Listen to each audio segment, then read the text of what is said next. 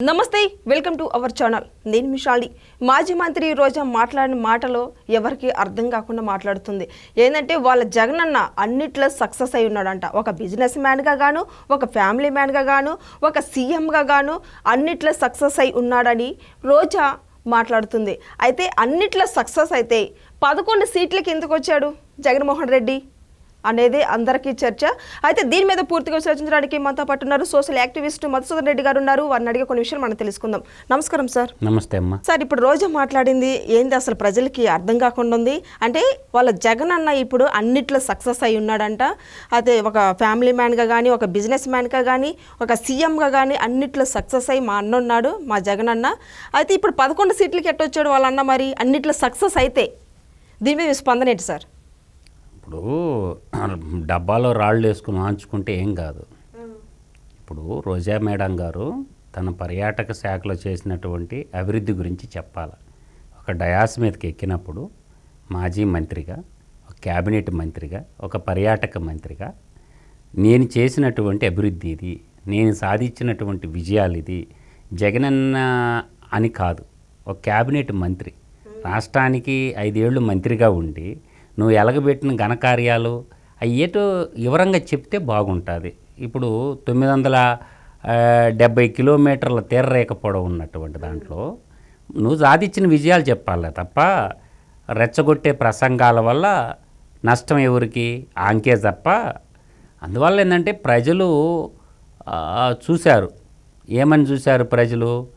ఏం ఆలోచించారు? మీరు పనికిరాండి పోండి అని చెప్పి 11 సీట్లకు వాళ్ళని పరిమితం చేశారు. దాన్ని దృష్టిలోకి పెట్టుకోకుండా మా జగనన్న అభివృద్ధి చేశాడు. అభివృద్ధి చేసింది ఏంటో చెప్తే అర్థమవుతుంది. అభివృద్ధి చేసి చెప్పకుండా అంటే మాట్లాడితే ఉపయోగం ఏముంది నేను అంటున్నాను అన్నమాట. నీ అభివృద్ధి, నువ్వు చేసిన అభివృద్ధి ఏంటో చెప్పాలా. ఎక్కడ ఇరిగేషన్ శాఖలో మా జగన్మోహన్ రెడ్డి ఈ కట్టాడు, ఈ ప్రాజెక్టులు, రోడ్లు ఈ పోసాడు, పరిశ్రమలు ఇది తెచ్చాడని చెప్తే బాగుంటుంది. తర్వాత ఒక బిజినెస్ మ్యాన్గా సక్సెస్ అయ్యాడు. బిజినెస్ మ్యాన్గా ఎక్కడ సక్సెస్ అయ్యాడు? బిజినెస్ మ్యాన్గా సక్సెస్ అయినరంటే ఒక టాటా వాళ్ళు సక్సెస్ అయ్యారు, ఒక రిలయన్స్ వాళ్ళు సక్సెస్ అయ్యారు, తర్వాత ఒక బిర్లా గ్రూప్ సక్సెస్ అయింది, టెక్ మహేంద్ర వాళ్ళు సక్సెస్ అయ్యారు. ఆయన తండ్రి అధికారాన్ని అడ్డం పెట్టుకొని 11 సిబిఐ కేసులు, 8 ఈడీ కేసుల్లో 6093 అనే ఒక నెంబర్ తగిలించుకొని ఒక 420గా మిగిలిపోయాడు. రేపు కన్విక్షన్ పడింది అనుకో, నువ్వు ఆడుంటావు, మీ జగన్ అన్న ఆడుంటాడు. అందువల్ల ఏంటంటే రోజా మాట్లాడే మాటలకి నోరుంది కదా, ఒక మౌత్ చిక్కింది కదా అని చెప్పి ఏదంటే అది మాట్లాడి రెచ్చగొట్టే ప్రసంగాలు చేయటం వల్ల నష్టం ఆంకే తప్ప రాష్ట్ర ప్రజలు మర్చిపోయారని మాత్రం నేను స్పష్టంగా చెప్పగలను. ఒక పర్యాటక శాఖ మంత్రిగా ఉండి పర్యాటక శాఖకు నువ్వు చేసి ఎలగబెట్టిన అభివృద్ధి ఏందో చెబితే రుషికొండకు బోర్డు కొట్టి ప్యాలెస్ కట్టినంత మాత్రాన అభివృద్ధి అనిపించుకోదు. ఆ రుషికొండ ప్యాలెస్లో జైలుకి పోబోతున్నాం త్వరలో. ఆ విషయం ఆమెకు తెలియటంలే. అందువల్ల ఏంటంటే రోజా మాట్లాడే మాటలకి అర్థం లేనటువంటి మాట్లాడుతుంది. మౌత్ చిక్కింది కదా అని చెప్పి కార్యకర్తలను రెచ్చగొట్టడానికి చెప్పే మాటలే తప్ప రాష్ట్ర ప్రజలు ఆల్రెడీ కర్రు కాల్చి వాత పెట్టినారు. ఆమె ప్రేమించేటటువంటి అన్నని తోడబుట్టిన చెల్లెళ్ళే చీపో అన్న కాదు అని చెప్పి తోడబుట్టిన చెల్లెళ్ళు చెప్తారు, నీకాడి నుంచి వచ్చిండు అన్న. అందువల్ల ఏంటంటే కాలం నిర్ణయిస్తుంది. ఇంకా జీవితంలో యువజన శ్రామిక రైతు పార్టీ అధికారంలోకి వచ్చేది లేదు, చచ్చేది లేదు. కూటమి ప్రభుత్వంలో అన్ని అరాచకాలు, దోపిడీలు జరుగుతూ ఉన్నాయి అని రోజా మాట్లాడుతుంది. ఇది ఎంతవరకు వాస్తవం సార్? ఇప్పుడు అరాచకాలు, దోపిడీ జరుగుతుందంటే అరాచకాలకి, దోపిడీకి కేర్ ఆఫ్ వాళ్ళ పార్టీ. ఇప్పుడు వాళ్ళ పార్టీ పుట్టింది ప్రజల కోసం కాదు. దోపిడీ చేసినటువంటి దాని నుంచి తప్పించుకోవడానికి, ఈడీ సిబిఐ కేసుల నుంచి తప్పించుకోవడానికి గడిచిన 5 ఏళ్లలో దోపిడీ చేశారు కాబట్టి ప్రజలు తీర్పు ఇచ్చారు. అందువల్ల ఏంటంటే అభివృద్ధి మచ్చుకు కూడా కానరాదు. అభివృద్ధి చేస్తే అగుపడాలి కదా కంటికి. ఏం అవపడతాయి? సచివాలయాలు అవపడతాయి.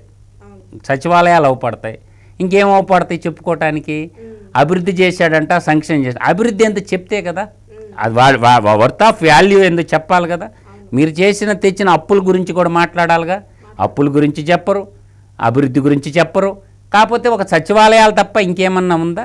ఇంకా రెండోది కంటికి కూడా అవపడదు. అందువల్ల ఏదన్నా పరిశ్రమల రంగంలో మేము ఈ పరిశ్రమలు తెచ్చి చదువుకున్న యువతకి ఉద్యోగాలు ఇచ్చామని చెప్పేదానికి, ఎందుకంటే ఆమె జబర్దస్త్ షో కాదు రాష్ట్ర పరిపాలన అంటే. జగన్మోహన్ రెడ్డి ఇరుడు సూర్యుడేం కాదు. జగన్మోహన్ రెడ్డి ఏంటంటే ఉభయ తెలుగు రాష్ట్రాల్లో తెలుగు ప్రజల సంపదన దోచేసినటువంటి ఒక గజ దొంగ అనుకుంటారే తప్ప అతన్ని ఆమె పొగడాలుతుందే తప్ప ప్రజలు ఎప్పుడో బహిష్కరించేశారు.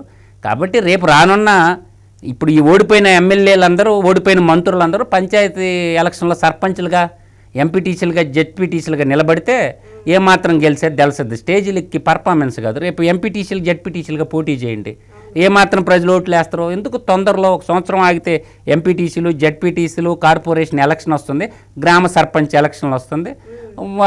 వాటిలో పోటీలో నిలబెడితే ప్రజలు తీర్పిస్తారుగా. అప్పుడే ఎందుకు జబ్బలు తరుచుకుంటారు? అందువల్ల ఏంటంటే అభివృద్ధి అనేది మచ్చుకైనా లేదు. అభివృద్ధి ఉంటే ఇటువంటి 11 సీట్ల కిందకు పడిపోతారు. అవును. అయితే మేము తప్పులు చేస్తూ వడ్డీతో సహా చెల్లిస్తామని అంటుంది. ఇది ఎంతవరకు కరెక్ట్? ఏం వడ్డీతో సహా చెల్లిస్తుందంట? ఆమె తప్పులు చేస్తే. తప్పులు కాదు, వడ్డీతో సహా చెల్లించడానికి ముందు నువ్వు అధికారంలోకి వస్తే కదా, ప్రజలు మిమ్మల్ని ఎన్నుకుంటే కదా. కాబట్టి ఇప్పుడు చేసినటువంటి తప్పులకి మీరు జైలుకు పోకుండా, ఊసలు లెక్కెట్టకుండా, కేసులు భయపడబాకుండా అని కార్యకర్తలను రెచ్చగొడితే నష్టపోయేది వాళ్ళే. నేను అంటుండే పాయింట్ ఏంటంటే కేసులు పెట్టుకోండి, జైల్లో పెట్టండి, మేము వస్తే వడ్డీతో సహా చెల్లిస్తామంటారు. మీరు వచ్చేది లేదు, చచ్చేది లేదని చెప్తా ఉంటే మళ్ళీ ఇంకొచ్చేది ఎక్కడ? Wait and see. త్వరలో కన్విక్షన్ పడబోతుంది మీ నాయకుడికి. అది తిహార్ జైలు అవద్దా, సంచులకోట జైలు అవద్దా, రాజమండ్రి సెంట్రల్ జైలు అవద్దా అనేది అర్థం కాని అయోమయ పరిస్థితిలో ఉంది. అందువల్ల ఏంటంటే అందులో ఆల్రెడీ ఏంటంటే సుభాష్ సేన రేపు ఉగాది నుంచి ఢిల్లీలో రామ్లీలా మైదానంలో జగన్మోహన్ రెడ్డి ఈడీ సిబిఐ కేసుల మీద ధర్నాకు కూర్చుంటున్నారు. లా స్టూడెంట్స్ అందరూ దేశవ్యాప్తంగా ఉండేటటువంటి అన్ని లా యూనివర్సిటీ స్టూడెంట్స్ వచ్చి అక్కడ కూర్చుంటున్నారు. చీఫ్ జస్టిస్ ఆఫ్ ఇండియాకి అల్టిమేటం ఇస్తున్నారు.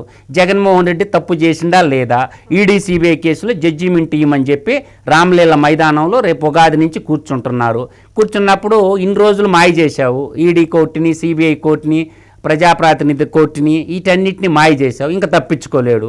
కాబట్టి దేశవ్యాప్త ఉద్యమానికి, ఈ అవినీతి పరుల మీద దేశవ్యాప్త ఉద్యమానికి ప్రణాళికలు చేసుకున్నప్పుడు వాళ్ళల్లో మనకి ప్రథముడుగా జగన్మోహన్ రెడ్డి అవపడుతున్నాడు, ద్వితీయ భాగంలో విజయమాల్య అవపడుతున్నాడు, తృతీయం లలిత్ మోడీ, నీరవ్ మోడీ, వీళ్ళందరి మీద దేశవ్యాప్తంగా ఉండే అన్ని law college, university student wing, Subhash Chandrabose గారు స్థాపించిన all India student block, Subhash Sena అందరూ రామ్లీలా మైదానంలో ధర్నాకు కూర్చుంటుండు.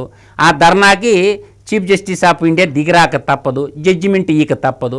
జగన్మోహన్ రెడ్డి తప్పు చేసిండా లేదా, దేశ ప్రజల సంపద లూటీ చేసిండా లేదా, వాటి మీద ఆ 20 కేసుల మీద 11 సిబిఐ కేసులు, 9 ఈడీ కేసుల మీద ఖచ్చితంగా జగన్మోహన్ రెడ్డి కేసుల మీద జడ్జిమెంట్ ఇచ్చిన దాకా అక్కడి నుంచి లేసే పనే లేదు. అందువల్ల స్టూడెంట్స్ ఉద్యమంలో ముందు ఎవరైనా తలదించాల్సిందే. అందువల్ల అప్పుడు దేశ ప్రధాని ఏం సమాధానం చెప్తారో, దేశ హోంమంత్రి ఏం సమాధానం చెప్తారో, తర్వాత దేశ ఆర్థిక మంత్రి ఏం సమాధానం చెప్తారు అనేది వెయిట్ అండ్ సీ. తినబోత రుచి ఎందుక? ఉగాది రోజు రామ్లీలా మైదానంలో ఇప్పుడు ఇంటర్నేషనల్ మీడియాని పిలుస్తారు, నేషనల్ మీడియాని పిలుస్తారు, తర్వాత లోకల్ మీడియా కూడా ప్రతాక సిరీస్తో రాసేటటువంటి ఇంకా మీడియాకి మసాలా బాగా దొరకద్దు. కాబట్టి ఈయన అవినీతి ఆంధ్ర టు అమెరికా దాకా పోయింది. ఒక ఆంధ్రప్రదేశ్కి అవినీతి అనుకుంటే ఇవాళ అమెరికా దాకా పోయి ఉంది. అందువల్ల ఏంటంటే ఈ జగన్మోహన్ రెడ్డి కేసులు తాడోపేడు తేల్చిన దాకా ఆల్ ఇండియా స్టూడెంట్ బ్లాక్, లా చదువుకుంటున్న విద్యార్థులు వాళ్ళందరూ గట్టి పట్టుబట్టారు. ఆ 11 సిబిఐ కేసులు, 9 ఈడీ కేసుల్లో కన్విక్షన్ అయిందనుకో, ఇంకా ఆయన పార్టీ ఉండదు, పాడు ఉండదు. వీళ్ళు తలా ఒక పార్టీ చూసుకోవాల్సి వస్తుంది. Thank you sir. నమస్కారం.